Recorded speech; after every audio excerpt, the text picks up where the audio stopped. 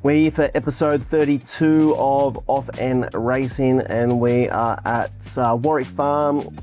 We have the pleasure of seeing some beautiful mares go through tonight at the chairman's sale, and we've got a special guest with us, Nick Taylor from Riverstone Lodge. Thank you, Sean. Thanks for having me on. Thanks for joining us in the podcast, mate.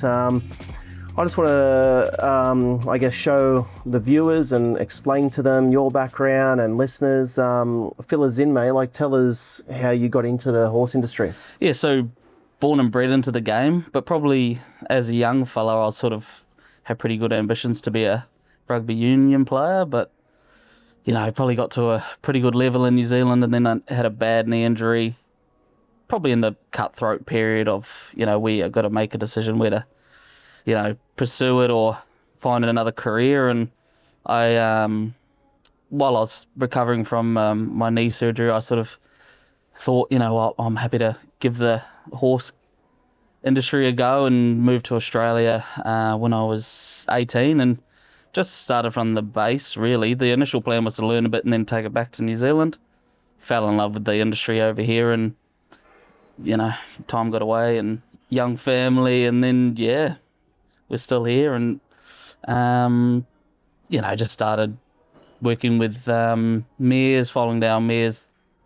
But my passion really sort of grew into the younger horses, the yearlings, and that sort of led me to a point where I probably, having a young family, needed to make a decision of sort of how do I take that next step, and an opportunity opened up at Aquis to get into the nominations, and then that sort of did a few years there, and then led me to Newgate, and that's probably where I really took a lot of development and learnt. Obviously, the game, you have to make contacts to, it's so important, as you know, Shawnee, and that really, working with Henry, Jim, Jackson, Bruce, and Tubba, that probably inspired me to give it a crack myself. Yep. Yeah.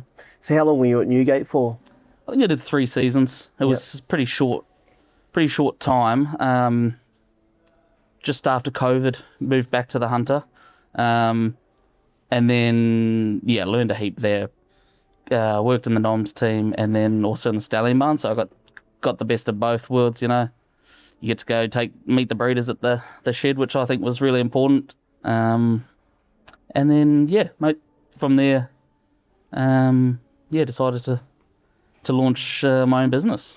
So how did Riverstone Lodge become about, man? What happened, and what sort of made you take the plunge? Yeah, I mean, it was an interesting time in my life. I sort of split up with my partner at the time, I've got 2 young kids, and that was really probably inspired me to get going, and give it a crack. I was sort of at that age where if I didn't give it a crack then, I probably wasn't going to. It was just the right time. It was, a big risk, but I was happy to take it, yeah. Yep. Tell us about the farm, mate, the people that don't know. I guess, how does it operate? How many acres? What do you do there? What do you focus on, and the systems around Riverstone Lodge? Yeah, so originally we sort of started a lease to buy deal, because obviously you need a lot of capital to buy a property. This block is only 60 acres, but it's sort of set up to either run dry mares and prepare yearlings. So I sort of just on a small scale, started, because we didn't have the broodmare ban, we had to go out and buy weanlings. So that was sort of the first, probably the first, what am I trying to say? It was the first, to build a draft how I wanted to hit the market, we had to go out and buy weanlings for the quality bloodstock. I didn't just want to launch the farm and come in at a low end level, because I know how difficult that market can be. So put ourselves out there. But Riverstone, sort of initially when I started, it was just myself, but then quickly met Alex Kemp, who allowed the business to grow quickly, and we get on very well. He has a lot of faith in what I'm doing, and it's probably grown the business quicker, to the point, instead of where I could have taken it, you know. Yeah, and took a lot of balls as well too, Yeah. right? Like, For sure. yeah, You know, like our first year, we went out and we were very aggressive in the wheeling market, and targeted the classic sale at Inglis, and we ended up being leading vendor by average and medium, which is fantastic. But you know what you people don't realise was there was $500,000 worth of wheelings that had issues or, you know, didn't manage to get to the sale. So we did really well in the first year. But on the other side, it was like, you know, geez, some of these others didn't quite work out. But from the draft, you know, we pinhooked Savvy Haley for 150 grand. She made 320. she's been fantastic. She's been fantastic, yeah. So she was the highest price yearling we'd sold that year. Our first winner off the farm, and the first stakes winner off the farm too. So Yeah, and I think that's probably, you know, that was our business model for probably the first 3 years to buy good weanlings, to meet the market at a high level. Along with doing that, we own 17 mares, and we want to be breeders, you know, and that allows us to buy less in the market, but just top draft up where we think we might be a bit weaker, you know. Yep. Yeah. So where do you want to trend to, and what do you want to focus Riverstone Lodge? Like, do you want to be selling the yearlings that you breed from your farm at the sales? Are you still going to do a few pinhooks, or what are you thinking? Yeah, I think for us it's really important to be selling horses with our own brand on it. As much as, you know, when you have good results pinhooking, that is really winning with your own brand. It's so important. Yeah, isn't that's sort of where we're aiming. Yeah. But it's also important to produce good horses even off pinhooks. Shiki, which you purchased, she was the second stakes horse off the farm. So to have two fillies back to back it's a good start. We just got to, you know, keep it going. Yeah, and to give the listeners, so what did you purchase Shiki for as a weanling? We paid $150,000 for her at the wheeling sale here in Sydney. Yep, and then again, Adrian and ourselves at Kurrinda, we teamed up together, and you guys, we have the pleasure of racing the horse together. You stayed in the horse, and what did we end up buying it for? $420,000 she sold for. So pretty good result. It was a massive buzz. You know, probably still one of the pinnacle moments for us in the sale ring. Just the feeling it gave Alex and Billy Brooks, who I didn't mention earlier, but he's also come on and he's a business partner in the farm. A massive thrill, you know. It's unbelievable. Yeah, and for the team, when we obviously won the gym crack, something that you've built from nothing. What was it like seeing your staff and the team at the races that day? For like, just a feeling I've never experienced before. You know, like, certainly one of the best days of my life, apart from having two young kids. It's just electric. Like, I got out of there quick smart that night. Yeah, Shorty was out of there. It was only going to go one way. I said to the guys, just make sure you enjoy this, because this is not easy to do. Just, you know, live it up. And was that one of their first experiences of like? As an ownership, for sure, you know. And I just said to it's better than Kurrinda or. Yeah, I said to them, you got to be good winners and good losers. Be humble, but enjoy yourselves. And yeah, geez, we enjoyed ourselves. That's fantastic. Yeah. So, fill us in, mate. Like, we're here at the broodmare sale. We've got racing and breeding proposition mares here. What, without going into detail, this will be out by the time this is over anyway. But as a business, what are you looking for here? Yeah, I think it's the next chapter of the farm. You know, as we mentioned, we want to be breeders. It's not easy to buy at the chairman's sale, and we certainly, you know, don't want to be here to pretend, you know, but I think there is opportunities, especially with the mares and foal. There's good opportunity to get a really well-bred mare with a nice cover to a commercial stallion, and just we have to be very selective of what we do to get into those premier sales. And I think this is sort of the next chapter for us. We haven't tried to buy at the sale before. But yeah, we'll try our best. Yeah, it's obviously very competitive. Yep, and then in 2 weeks, Gold Coast. Gold Coast, yeah. So We'll be up there for the weanling sales again. Like I mentioned, we probably don't need to buy the numbers this year. Unfortunately, we didn't manage to buy here in Sydney. It was very competitive on those high-end weanlings.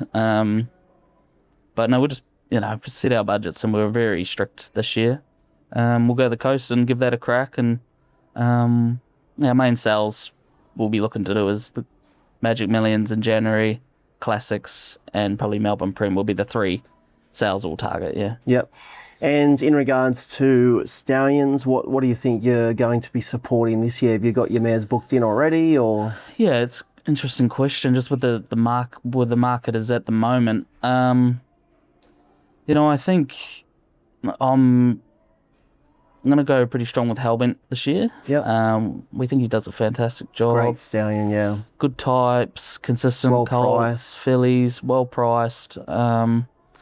Thought his yearlings were particularly sought after this year, and made a lot of trainers bought them this year that probably hadn't in the previous years. I think he's a stallion that's trending the right way to go to the next level. Definitely. So he's probably one, mate. I think Capitalist does a great job. He's well priced. Just so underrated, hey, Yeah. every year. Underrated. We does always a try and great buy job. one, yeah. So he's a stallion. I think he's a credible value for, I think this season. Stay Inside's another one that you gotta like. In the Congo's one we're gonna punt. Yep. Just always throws good types from what I've seen. Was such a good racehorse, he's one we'll be supporting. There's a few now, mate. So they're probably the ones off the top of my head at the moment. Yeah. What stallion, what weanlings, I should say, have you looked at from first season size and you've gone, whoa, like they're bloody good types? Yeah, it's a good question. Obviously, Shinzo topped the sale, didn't it? Yeah, Shinzo, I mean, we had a big swing at the Shinzo You filly did, here. yep. We bought her half-sister at Melbourne Prem last year. Yep. And she's with Anthony and Sam, and we know she's got ability. Just different type to this filly here. Our girl needed more time. I thought this filly was more of a 2-year-old type. So Shinzo's really impressive. He was obviously a Golden Slipper winner by Snitzel, the only son by Snitzel to win a slipper and stand. And he's obviously out of summer already. It's a huge pedigree type. They sold very well. We bred to him last year. We're going to breed to him again this year. I think he's great value too. Yeah. Yeah. Cool. Well, guys, if you're ever at the sales or see Riverstone Lodge around, feel free to go up to Nick or Alex and the team. Check out the yearlings. Very accommodating. We race 2 or 3 horses together now, so Yep. it's always a pleasure to do business with Nick and the team and Alex and the team. And it's just good fun. We have good fun, don't we? Yeah. We do have... we enjoy what we do, I think we've got some really nice horses with you. Fun Show, who you purchased off us in our first draft. Yeah, can find a second place in old Fun Show. He's about to fire up, isn't he, Nate? Come on, Doyle. What's he doing? But he's a nice horse, just need a bit of time, isn't he? And I think he's knocking on the door. Mate, that's a stallion. I've only had 2 or 3 Cosmic Forces, and I'm a big fan. Yep. I think temperament's, everyone that I've dealt with has just been amazing. I think he stands for great value. Yep. Again, it's not my expertise, the breeding, the weanlings, and I just focus on the yearlings, as you know, the tried horse market I stay away from. But when I'm looking at yearlings, the Cosmic Forces, I don't know, is it fair to say the temperaments are fantastic? Yeah, I think I don't think he's underrated anymore. I think he might have been a couple of seasons ago. Trending the right way. People probably forget he was... When he was a 2-year-old, he had so much ability. Yeah.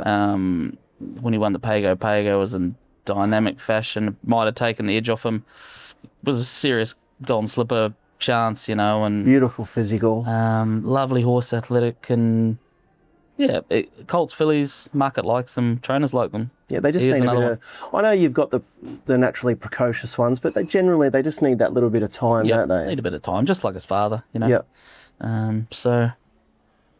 Yeah, like I said, guys, follow Riverstone Lodge on socials, check them out, and thanks for joining me. Thanks for having us on. Appreciate it.